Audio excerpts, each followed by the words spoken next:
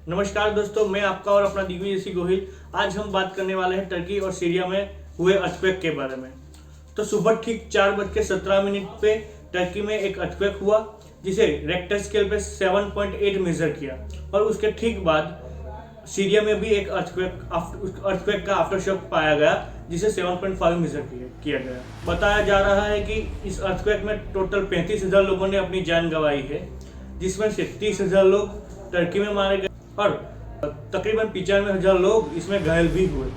Turkey में ऐसे कई अर्थक्वेक पहले भी आ चुके हैं। 1970 के बाद 3 ऐसे अर्थक्वेक आए हैं जिसका रिक्टर स्केल पे मेजर 6.0 से ज़्यादा हुआ है, और 1822 में भी एक अर्थक्वेक हुआ था जिसको रिक्टर स्केल में 7 मेजर किया गया था, जिसमें 20,000 लोगों ने अपनी जान गंवाई थी। अब स्पेसिफिक टर्की में हुए अर्थक्वेक के पर आने से पहले मैं आपको बता दूं कि इन जनरल अर्थक्वेक होता क्यों है और अर्थक्वेक क्या होता है। Earthquake is basically is a release of energy caused due to sudden movement और sudden slip of tectonic plates और फॉल्ट। मतलब ये एनर्जी तब रिलीज होती है जबकि दो टेक्टोनिक प्लेट्स आपस में गुजर रही हो, या फिर आपस में टकरा रही हो, या फिर दूर जा रही हो। इसी रिलीज ऑफ एनर्जी को हम अर्थक्वेक बोलते हैं। और अब आपको जो इमेज दिख रही है उसमें से जो फोकस दिख रहा है वो पॉइंट होता है जहां पे से एनर्जी रिलीज हो रही हो, उसे हम हाइपो सेंटर भी बोलते हैं। और उसके ठीक ऊपर होता है एपिसेंटर। एपिसेंटर फोकस के ठीक ऊपर होता है। अब टर्की में हुए इस अर्थक्वेक के रीजन बताने से पहले मैं आपको बता दूं कि फॉल्ट एक ऐसा पॉइंट होता है, एक ऐसी लाइन होती है कि जहां पर दो टेक्टोनिक प्लेट्स मीट कर रही हो। आइए अब बात करते हैं हम स्पेसिफिक टर्की में हुए अर्थक्वेक के बारे में। तो टर्की में जो अर्थक्वेक हुआ वो 7.8 का रिक्टर स्केल में मेजर किया गया। उसके बाद उसका आफ्टर शॉक 7.5 सीरिया में भी हुआ। और अगर हम बात करें एपिसेंटर की, तो इसका एपिसेंटर था नूरदागे डिस्ट्रिक्ट, जो कि गाजियान्टेप प्रोविंस के अंडर आता है, जो कि टर्की सिटी से तकरीबन 26 किलोमीटर की दूरी पर स्थित है। और उसका एपिसेंटर और फोकस के बीच में जो डिस्टेंस था वो था 18 किलोमीटर। इस अर्थक्वेक के कारण नॉर्थन ईस्टर्न ऑफ टर्की में ज्यादा नुकसान देखने को मिला।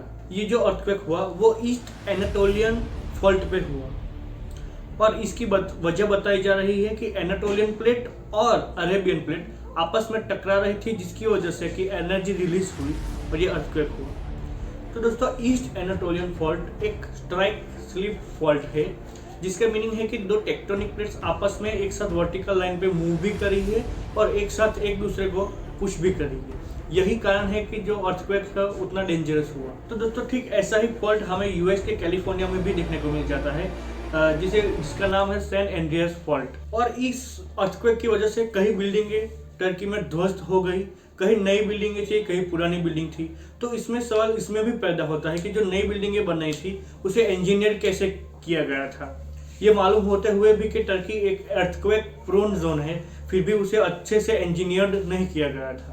तो वहाँ की सरकार ने इसके लिए एक इन्वेस्टिगेशन भी बिठाई है, जो नए बिल्डिंग बनी थी उसके ऊपर कंस्ट्रक्शन। तो इस अर्थक्वेक के बाद वहाँ के लोगों को बहुत तकलीफें आ रही है, बहुत दिक्कत हो रही है। तो इसीलिए भारत ने अपने सारे पॉलिटिकल डिफरेंसेस को साइड में रख के भारत ने भी टर्की के साथ एक मदद का हाथ बढ़ाया है। टर्की में मदद के लिए भारत ने ऑपरेशन दोस्त लॉन्च किया है, जिसके तहत भारत टर्की को रेस्क्यू ऑपरेशंस और मेडिकल में हेल्प करेगा, और यहाँ से रेस्क्यू ऑफिसर्स को भी भेजा गया है।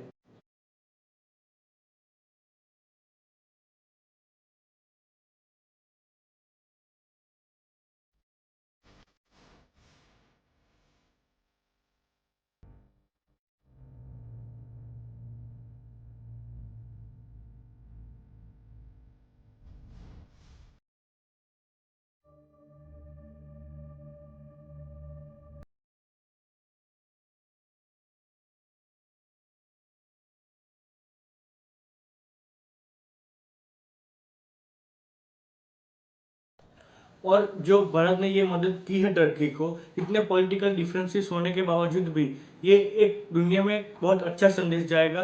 तो दोस्तों, उम्मीद करता हूँ कि ये वीडियो अच्छा लगा होगा, आपको इन्फॉर्मेटिव भी लगा होगा। तो अब मिलते हैं किसी और वीडियो में, तब तक के लिए बहुत बहुत धन्यवाद।